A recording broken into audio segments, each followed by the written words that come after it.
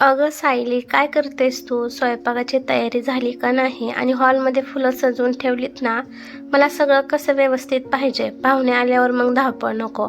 आणि अंकिताचं काय, ती तयार झाली आहे का? तिचं नीट बघून घे. आज ती अगदी परीसारखी दिसली पाहिजे. बघता क्षणी तिला अर्जुन पसंत करावा लागेल. हो आई, तू काही काळजी करू नको. अगं सगळं झालेलं आहे आणि अंकिता पार्लरला गेली आहे.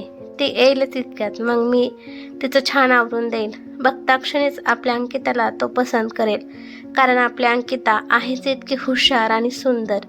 आणि एक लक्षात ठेव सायली, पाहुणे आले की तू अजिबात बाहेर यायचं नाही. तू किचनमधलं काम सांभाळायचं. पाहुण्यांना काही कमी पडता कामा नाही, नाहीतर तुझी काही खैर नाही. सायली इथूनच हो म्हणते आणि किचनमध्ये निघून जाते. सायलीची आई ती लहान असतानाच वारली होती आणि तिच्या वडिलांनी तिला सांभाळण्यासाठी दुसरे लग्न केलं होतं. ती सुद्धा सायलीला छान सांभाळत होती. पण जेव्हापासून अंकिताचा जन्म झाला तेव्हापासून ती सायलीकडे दुर्लक्ष करायची. ती नेहमी सायलीपेक्षा अंकिता कशी जास्त सुंदर दिसेल, उठावदार दिसेल, सर्वांच्या नजरा तिच्याकडे जातील याकडे लक्ष द्यायची. सायली आणि अंकितामध्ये तुलना करायची. तशी सायली अंकितापेक्षा खूप सुंदर, सुसंस्कृत, सहनशील आणि सुस्वभावी होती. ती आईच्या प्रेमाला असुसलेली असायची. अंकिताच्या जन्माआधी अंकिताची आई सायलीवर प्रेम करत होती असं नाही, पण तिला चांगलं सांभाळायची आणि त्याच प्रेमाखातर सायली आईचा एकही शब्द मोडत नव्हती.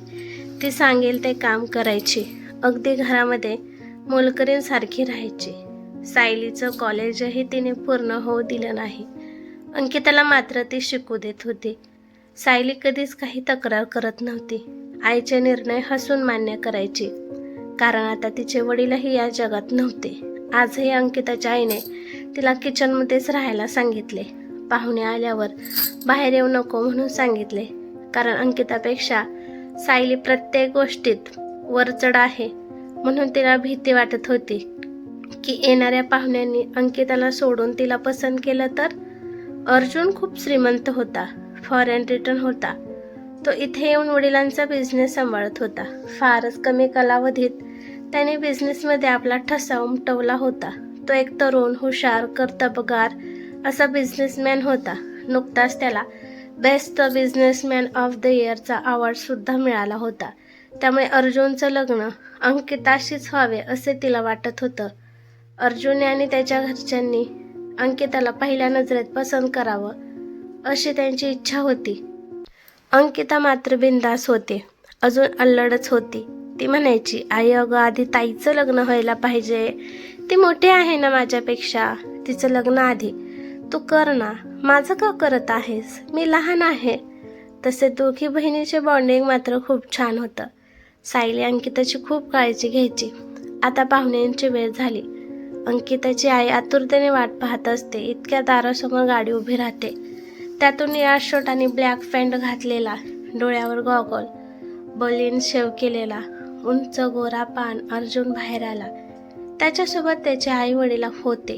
दारातली रांगोळी पाहूनच अर्जुन आणि त्याचे आई वडील भारावरून गेले होते. अतिशय सुबक अशी रांगोळी काढली होती. रांगोळी कोणी काढली हे विचारल्यावर अंकिताची आई म्हणाली, माझ्या मुलीनेच काढली आहे. आजच्या जमान्यात अशा मुली कुठे भेटतात? रांगोळी वगैरे काढणाऱ्या, ट्रेडिशनल जपणाऱ्या अर्जुनच्या आईवडिलांना मनासारखी सून बहुतेक भेटणार असल्याचा आनंद झाला. खरं तर रांगोळी सायलीने काढलेली होती, परंतु अंकिताच्या आईने ती अंकिताने काढली असे सांगितले. ती नेहमीच असं करायची. सायलीचं काम पुढे करून अंकिताचं नाव करायची. आजही ती तेच करत होती. सगळेजण हॉलमध्ये गप्पा मारत बसले होते. पाहुण्यांचा चहापाणी झाला आणि मग अंकिताला बोलवण्यात आले. अर्जुनच्या आईवडिलांची काही अपेक्षा नव्हती, फक्त मुलगी सुसंस्कृत असावी बस. अर्जुनला सुद्धा होणाऱ्या बायकोकडून काही अपेक्षा नव्हत्या. फक्त तिने आई वडिलांचे मन आणि त्यांच्या घराची काळजी घ्यावी एवढंच. तिचा स्पर्श होताच प्रत्येक वस्तूमध्ये जिवंतपणा यावा अशी चैतन्याने भरलेली मुलगी हवी होती. अंकिताची आई म्हणत होती, माझी मुलगी किती सरस आहे आणि तिचे गुण न थकता सांगत होते. स्वयंपाक, विणकाम, भरतकाम, रांगोळी सगळे येतं असे ती अभिमानाने सांगत होती. अंकिता आली आणि समोर बसली. तिने डोळे थोडेसे तिरके करून अर्जुनकडे पाहिलं आणि पाहता क्षणी त्याच्या प्रेमात पडले. अर्जुनला सुद्धा अंकिता पसंत आली. अंकिताची आई खूपच खुश दिसत होती आणि मग थोड्या इकडल्या तिकडल्या गप्पा सुरू झाल्या. सायली मात्र किचनमध्ये सर्वांसाठी जेवण बनवत होती. गप्पा मारता मारता लग्नाच्या मुहूर्तापर्यंत चर्चा गेली. लग्न ठरलेल्या जमा होतं. मग अंकिता अर्जुनला घर दाखवायला घेऊन गेली. या रूममधून त्या रूममध्ये फिरता फिरता ते किचनच्या एरियामध्ये आले आणि समोरचं दृश्य पाहून अर्जुन थांबला. किचनच्या खिडकीमधून येणाऱ्या वाऱ्याच्या झुळकीबरोबर तिचे केस भुरभुर उडत होते. तिचे दोन्ही हात भरलेले होते आणि वारा तिच्या केसांची मस्ती करत होता. तिचे रेशमी केस कपाळावरून डोळ्यावर येत होते. ती हाताने केस मागे सारण्याचा प्रयत्न करत होती, तरीही ती तिच्या कामात मग्न होती. इतरत्र कुठेही लक्ष तिचं नव्हतं. जणू काही पूर्ण जीव ओतून ती रेसिपी बनवत होती. अंगावर साधे कपडे होते, पण रंग तिला खूप खुलून दिसत होता. अंगावर एकही दागिना नव्हता, परंतु लक्ष मोती उधळून बनवलेल्या मूर्तीसारखी ती दिसत होती. अर्जुन तिच्याकडे भान हरपून टक लावून पाहत होता. नकळत तिच्या डोळ्यावर येणारे केस मागे सारण्यासाठी त्याचा हात पुढे गेला. इतक्या अंकिताने त्याला म्हणावं आणले, आपण हॉलमध्ये जाऊया. मग अर्जुन सायलीकडे मागे वळून पाहत हॉलमध्ये गेला. बहुतेक घरच्यांनी लग्नाची तारीख ठरवली होती. आता थांबण्याचा प्रश्नच नव्हता, कारण अर्जुनला तर अंकिता पसंत होती आणि त्यांनी होकार दिला होता. मग थोड्या वेळात सायलीने बनवलेली रेसिपी त्यांच्या पुढ्यात येते. खाऊन अर्जुनची आई बनवणाऱ्याचं खूप कौतुक करते आणि कोणी बनवली हे विचारल्यावर आता अंकिताच्या आईला खोटं बोलता येत नाही, कारण अंकिता तर पूर्ण वेळ इथेच असते. त्यामुळे तिला खरं सांगावं लागतं की ही रेसिपी माझ्या सावत्र मुलीने बनवलेली आहे. अर्जुनची आई म्हणते, अहो तिला बोलवा, इतकं सुंदर जेवण तिने बनवलं आहे, मला तिला भेटायचं आहे. अंकिताच्या आईच्या मनात नसणार आहे त्या सायलीला हाक मारतात. सायली खाली मान घालून हातावर हात चोळत घाबरलेल्या स्थितीत पुढे येते. काही चुकलं तर नाही ना रेसिपीत, अशी तिला धास्ती वाटते. अर्जुनची आई म्हणते, पदार्थ खूपच सुंदर बनवलास, सुगरण आहेस, अगदी अन्नपूर्णा देवी जणू आहे तुझ्यावर प्रसन्न. सायली थँक्यू म्हणते आणि तेथेच उभी राहते. मग पुन्हा एकदा लग्नाच्या मुहूर्ताचा विषय येतो. इतक्यात अर्जुन म्हणतो, थांबा. सगळेजण त्याच्याकडे चकित होऊन पाहतात. आता त्याला काय झालं? अंकिताच्या आईच्या हृदयाची धडधड वाढलेली असते. तिला एक अनामिक भीती वाटते आणि ती ईश्वराकडे मनोमन प्रार्थना करते की ही भेट खरी ठरू नये. इतक्यात अर्जुन म्हणतो, मला या मुलीशी नाही तर या मुलीशी लग्न करायचं आहे. आणि तो सायलीकडे बोट दाखवतो. सर्वांना धक्काच बसतो. अंकिताच्या डोळ्यात पाणी येतं. तिची आई बोलते, अहो अर्जुनराव, तुम्ही तर अगोदर अंकिताला पसंत केलं आहे ना, मग आता तुम्ही तुमचा निर्णय कसा बदलू शकता? अर्जुन म्हणतो, त्याआधी मी सायलीला पाहिलं नव्हतं. सायलीला आधी पाहिलं असतं तर कदाचित मी अंकिताकडे पाहिलं असतं सुद्धा नाही. मला सायलीसोबतच लग्न करायचं आहे. अर्जुनच्या आईवडिलांना काही प्रॉब्लेम नसतो, कारण मुलगी कोणती असो, फक्त अर्जुनला पसंत झाली की बस. सायली खरोखरच अंकितापेक्षा खूप सरस होती. आता त्यांच्या लक्षात येतं की इतका वेळ अंकिताच्या आईने तिला बाहेर का नाही येऊ दिलं. अंकिताची आई म्हणते, तुम्हाला अंकिताशीच लग्न करावं लागेल. मी तुम्हाला सायलीसोबत लग्न करू देणार नाही. सायली माझ्या शब्दाच्या बाहेर नाही, ती फक्त माझंच ऐकते. ती तुमच्याशी लग्न करणार नाही. अर्जुन म्हणतो, लग्न करीन तर फक्त हिच्याशी, नाहीतर इतर कोणाशीच नाही, असे म्हणून तो निघून जातो. अंकिताची आई आता सायलीला ओरडत असते, काय गरज होती तुला त्यांच्या नजरेत यायची? तुला म्हटलं होतं ना बाहेर येऊ नको. सायली म्हणते, आई मी काहीच केलं नाही, मी फक्त किचनमध्येच काम करत होते, मला यात काय दोष आहे माझा? सायली अंकिताला समजत होती, तर अंकिता मात्र खूप रडत होती. तिला अर्जुन मनापासून आवडला होता. अंकितासुद्धा आता सायलीला दोष देत होती. असं काय आहे तुझ्यात जे माझ्यात नाही? सगळेजण बघता क्षणी तुझ्या प्रेमात पडतात. मला तुझा राग येतोय, तू चालते हो इथून. हे ऐकून सायलीला वाईट वाटताना तिला अर्जुनचा राग येतो. त्याच्यामुळे आज तिची बहीण इतकी रडत होती. अर्जुन त्याच्या बेडरूममध्ये पालथा झोपलेला होता आणि त्याच्या डोळ्यासमोर केस सावरणारी सायली हलत नव्हती. पहिल्यांदाच कुणीतरी त्याला पहिल्या नजरेत पसंत पडले होते. ती इतकी आकर्षक कशी असू शकते? तिचे डोळे किती बोलके होते. तोंडाने बोलायची गरजच नव्हती. मग त्याला आठवतं की तो अंकिताच्या आईला म्हणाला होता, लग्न करीन तर हिच्याशी. पण आता कसं करू? ती करेल का माझ्याशी लग्न? मला देईल का होकार? तो इतका श्रीमंत होता आणि इतकी लोक त्याच्या हाताखाली होती की पैशाच्या जोरावर तो बोट दाखवेल ती मुलगी मिळू शकली असती. परंपरेचं प्रेम हे धमकावून, ओरबाडून किंवा विकत घेता येत नाही. ते मिळवावं लागतं. अर्जुनला त्याचं प्रेम सापडलं होतं, पण आता ते त्याला मिळवून त्याच्या आयुष्यात कायमचं आणायचं होतं. अर्जुन एके दिवशी एक बुके आणि सोबत चिठ्ठी पाठवतं, परंतु ती अंकिताची आई घेते आणि त्यामधली चिठ्ठी वाचून तिला समजतं की अर्जुनने हे सायलीसाठी पाठवलेलं आहे. ती सायलीपर्यंत ते पोहोचू देत नाही. अशा प्रकारे 2-3 प्रयत्न अर्जुनचे फेल जातात. तो धडक त्यांच्या घरात जाऊ शकला असता, पण त्याला सायलीचं मन जिंकायचं होतं. सायलीला मात्र याची काहीच कल्पना नव्हती. ती आपली तिच्या कामात मग्न होती. तर इकडे अंकिता अर्जुनला इम्प्रेस करण्याच्या तयारीत होती. चिठ्ठी आणि बुके काहीच उपयोग होत नाही म्हटल्यावर एके दिवशी अर्जुन त्यांच्या घरी येतो. टेरेसवर सायली ओले कपडे झटकून वाळत घालत होते. त्याच्या पाण्याचे तुषार तिच्या चेहऱ्यावर उडत होते. त्या स्थितीतही ती इतकी मनमोहक दिसत होती की अर्जुन भान हरवून तिच्याकडे पाहत होता. कोणी इतकं सुंदर कसं काय असू शकतं? इतक्यात अंकिता तिथे येते आणि म्हणते, हाय अर्जुन, तू मला भेटायला आला आहेस ना? अर्जुनला काय बोलावं सुचत नाही आणि तो हो म्हणतो. म्हणजे तू माझ्याशी लग्न करायला तयार आहेस? हो, पण मला थोडा वेळ हवा आहे. आपण आधी एकमेकांना जाणून घेऊया. अर्जुन तिला भेटायला आला आहे हे ऐकून ती खूप खुश होते. आता अर्जुन वरचेवर अंकिताच्या घरी यायचा. सायलीचं त्याच्याबद्दल मत जाणून घ्यायला अंकिताचा डोळा चुकवून त्यांनी सायलीशी बोलायचा प्रयत्न केला. तो का माझ्या पत्रांना उत्तर देत नाही?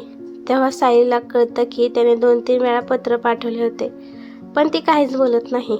सायली, माझं तुझ्यावर खूप प्रेम आहे. मला तुझ्याशी लग्न करायचं आहे, पण तो होकार दिलास तरच, अर्जुन म्हणतो. सायली त्याला काहीच बोलत नाही, फक्त त्याच्याकडे पाहायची.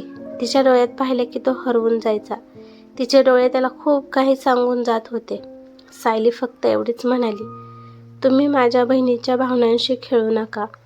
अर्जुन आता असेच वरचेवर अंकिताला भेटण्यासाठी यायचा. अंकिता त्याच्या खांद्याला पकडायची, त्याच्या हाताला पकडायची आणि हे पाहून सायली संकोच करायची. अर्जुनही अंकिताला मिठी मारायचा. सायली काय रिॲक्ट करेल याची वाट पाहायचा. सायली काहीच बोलत नव्हती. तिला काहीच फरक पडत नव्हता, पण तिचे डोळे काहीतरी वेगळं सांगून जायचे, कारण तिच्या मनात आता अर्जुनबद्दल ओढ निर्माण झाली होती. त्याचं बोलणं, वागणं, हसणं, त्याची पर्सनॅलिटी तिच्या वडिलांसारखीच आहे असं तिला वाटायचं. तो घरी आला की ती त्याचा पाहुणचार चांगला करायची. एक दिवस अर्जुन अंकिताला म्हणतो, आपण बाहेर जाऊया फिरायला? अंकिता आनंदित होते. अर्जुन म्हणतो, सायलीला सुद्धा सोबत घे, बिचारी कधीच बाहेर जात नाही. नाराज होऊन अंकिताने सायलीला सोबत घेतले, कारण तिला अर्जुनचं मन मोडायचं नव्हतं. सायलीचा नाईलाज होता आणि ती त्यांच्यासोबत जाते. अंकिता अर्जुनच्या शेजारी बसते, सायली पाठीमागच्या सीटवर. अर्जुन आरशातून सायलीकडे पाहत असतो. ती मात्र खिडकीतून बाहेरचे दृश्य पाहत असते. अर्जुनशी नजरानजर झाली की ती खाली पाहत असते. अर्जुन आता सायलीच्या मनाचा अंदाज घेत असतो. जेवण करता करता त्याला ठसका लागतो की अंकिताऐवजी सायली खूप कासावीस होते आणि त्याला पाणी देते. एके ठिकाणी अर्जुन मुद्दाम त्याचा जॅकेट विसरतो. सायली ते उचलते आणि गाडीत नेऊन ठेवते. तोही मुद्दाम करतं. सायलीला कळत नव्हतं. अर्जुन हातात कॉफीचा मग घेतो, एक घोट पितो आणि टेबलावर ठेवतं. तिथून निघून जातो. सायली त्या मगाकडे पाहत असते आणि अर्जुन तिला चोरून पाहत असतो. सायली तो कप उचलते आणि तोंडाला लावते. आता ते शॉपिंग मॉलमध्ये शॉपिंग करायला जातात. अर्जुन त्याच्या आवडीच्या रंगाची एक ओढणी सिलेक्ट करतो आणि अंकिताला म्हणतो की ही तुला छान दिसेल. हा माझा फेवरेट रंग आहे. अंकिता म्हणते हा रंग मला नाही आवडत. असं म्हणून ती ओढणी तिथेच टाकते आणि दुसऱ्या रंगाचा ड्रेस चॉईस करते. मग सायली मात्र गपचूप ती ओढणी घेते आणि पर्समध्ये टाकते. आता अर्जुनला खात्री झालेली असते की तिचंही त्याच्यावर प्रेम आहे, पण ती बोलायला संकोच करत आहे. अंकिता मात्र अल्लड असते. तिला यातलं काहीच कळत नसतं. पण अंकिताच्या आईला हळूहळू समजत असतं की अर्जुन अंकिताची मैत्री का वाढवत आहे आणि मग ती लग्नाची घाई करू लागते. अर्जुनचाही नाईलाज होतो, कारण सायली तोंडाने प्रेमाची कबुली देत नसते. अर्जुन आणि अंकिताच्या लग्नाचा मुहूर्त ठरतो. सगळे विधी पार पडत असतात आणि अर्जुनला खूप यातना होत असतात. सायली ही खूप रडत असते, पण अंकिताच्या प्रेमाखातर अर्जुनवरचं प्रेम कबूल करत नसते. ती एकांतात रडत असते. आता अर्जुन तिला एकटीला गाठून शेवटचं भेटतो आणि म्हणतो, मला माहीत आहे तू माझ्यावर प्रेम करतेस. तुझे डोळे मला सगळं सांगतात, पण तू तोंडाने काहीच बोलत नाहीस. याला मी काय समजायचं? आता तरी बोल सायली. तुझं गप्प बसणं मला खूप यातना देत आहे. त्याच्या डोळ्यात अश्रू असतात. एवढा मोठा बिझनेसमॅन सायलीच्या प्रेमासाठी रडत असतो. त्याला असं पाहून तिच्या हृदयाला यातना होतात. तरी सुद्धा ती कर्तव्याने बांधलेली असते, कारण अंकिताच्या आईने तिला तिच्या वडिलांची शपथ दिलेली असते. अर्जुन तिला खूप विनवून विचारत असतो, तू मला का होकार देत नाहीस? माझ्यात काही कमी आहे का? मी तुला आवडत नाही का? सायलीला आता भीती वाटते की ती शपथ मोडील की काय आणि अर्जुनच्या मिठीत शिरेल, पण तरीही ती स्वतःवर ताबा ठेवते. तिचं मन म्हणत असतं, नाही रे अर्जुन, उलट तुझ्यासारखा नवरा मिळणं हे माझं भाग्यच आहे, पण मी वचनाने बांधले गेले आहे. अर्जुन तिच्या हाताला धरून तिला विनवण्या करत असतो आणि त्याच्या स्पर्शाने तिच्या अंगावर शहारा येतो. तो तिला विचारतो, तू तुझ्या सावत्र आईला घाबरत आहेस का? मनात आलं तर मी एकटा तुला पळून घेऊन जाऊ शकतो, पण तुला मला प्रेमाने जिंकायचं आहे. सायली मनात म्हणते, ते तर तू कधी जिंकला आहेस अर्जुन. खरंच तू मला पळवून नेले तर बरं होईल, कारण मलाही तुला गमवायचं नाही, पण माझा नाईलाज आहे. तिच्या डोळ्यातून फक्त अश्रू वाहत असतात. तुझ्या गप्प बसल्याने 3 आयुष्य बर्बाद होतील सायली. मी अंकिताशी लग्न जरी केले तरी आयुष्यभर तुझ्यावर प्रेम करत राहील. मी सुद्धा तुझ्यावर आयुष्यभर प्रेम करत राहील अर्जुन, सायली मनातल्या मनात म्हणते. आता अर्जुन खूप चिडलेला असतो आणि तो समोरच्या टीपॉयवर हात आपटतो. त्याच्या हातातून रक्त येतं. ते रक्त पाहून सायली तिची ओढणी फाडून त्याला बांधू लागते. वेडा आहेस का तू? तू काय करत आहेस? आज तुझं लग्न आहे हे बरं बोलता आले का ग तुला? इतका वेळ मी जे प्रश्न विचारतो त्याचे उत्तर नाही वाटतं तुझ्याकडे. सायली अर्जुनकडे अश्रू भरल्या डोळ्यांनी पाहते आणि म्हणते, आज तुझं लग्न आहे. तू तुझा हट्ट सोड. सगळे तुला शोधत असतील. तू खाली जा. मला त्याची पर्वा नाही. तू माझ्या प्रश्नाचे उत्तर देणार आहेस की नाही? सायली मनाशी निर्धार करून त्याला म्हणते, जे माझं आहे ते स्वतःहून माझ्याकडे येईल. ते माझ्यापासून कोणीच हिरावून घेऊ शकणार नाही, अगदी परमेश्वर सुद्धा नाही. आणि ती तेथून निघून जाते. अर्जुनला तिच्या बोलण्याचा काहीच अर्थ कळत नसतो. त्या दोघांचं बोलणं अंकिताची आई चोरून ऐकत असते. तिला पक्की खात्री असते काही झाले तरी सायली तिच्या वडिलांची शपथ मोडणार नाही आणि म्हणून ती निर्धास्त असते. आता अंकिताचं आणि अर्जुनचं लग्न होणार आणि सायली त्या श्रीमंत घरची सून होणार नाही. अर्जुन आणि अंकिता जोडीने बसलेले असतात. तिला पाहून आई मनोमन सुखावलेले असते. कधी एकदा दोघांच्या डोक्यावर अक्षता पडतात असे तिला झालेलं असतं. अंकिता सगळ्याच गोष्टीची घाई करत असते, कारण अर्जुनच्या सायलीला मिळवण्याच्या प्रयत्न तिने पाहिलेले असतात. सायलीचा निर्णय बदलण्या अगोदर अर्जुन अंकिताचे लग्न उरकायचं असतं. सायलीने लव्हेंडर कलरचा लेहंगा चोळी घातलेला असतो. 10,000 रुपयांचा मेकअप करून सुद्धा अंकिता सुंदर दिसत नव्हती. इतकी सुंदर सायली दिसत होते. त्याच नॅचरल सौंदर्यावर अर्जुन प्रेम करत होता. सायलीच्या डोळ्यांनी पुन्हा एकदा अर्जुनला भुरळ घालायला सुरुवात केली. पण अर्जुन काहीच करू शकत नव्हता.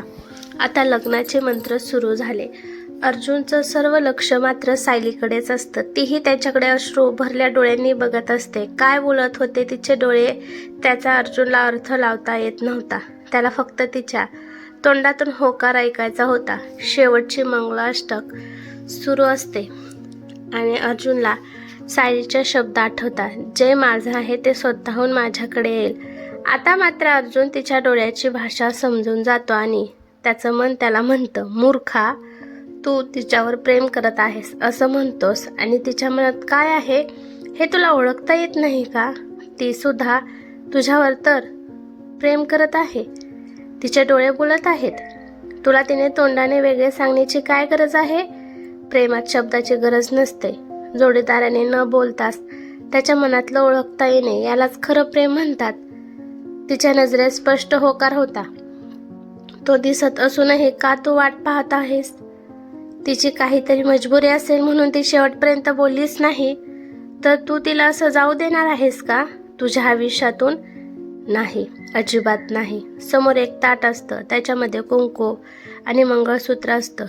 ते अर्जुन उचलतं. सर्वजण अर्जुनकडे पाहत असतात की तो आता काय करत आहे, पण तो अंकिताला बाजूला सारून सायलीकडे जातो. तिच्या भांग्यात कुंकू भरतो आणि गळ्यात मंगळसूत्र घालतो आणि तिच्या हाताला धरून 7 फेरे पूर्ण करतो. सर्वजण अवाक होऊन ते दृश्य पाहत असतात. सायली मंत्रमुग्ध होऊन अश्रू भरल्या डोळ्यांनी त्याच्या मागे एक एक पाऊल टाकत असते. अर्जुनचे त्याचं खरं प्रेम कायमच आपल्या आयुष्यात आणलं होतं. अंकिता तिथेच उभी असते. तिला दुःख होण्याऐवजी आनंद झालेला असतो. हनीमूनची रात्र असते. अर्जुन तिला विचारतो, तू शेवटपर्यंत गप्प का बसली होतीस? का तू माझ्यावरचं प्रेम मला सांगत नव्हती? ती म्हणते, ज्या दिवशी तू म्हणाला होतास की लग्न करेल तर सायली सोबतच, त्या दिवशी मी तुझ्या प्रेमात पडले होते. माझ्यावर विश्वास होता, तुझ्यावर विश्वास होता की तू मला तुझ्यापासून कधीच लांब जाऊ देणार नाहीस. असं म्हणून ती त्याच्या मिठीत शिरते.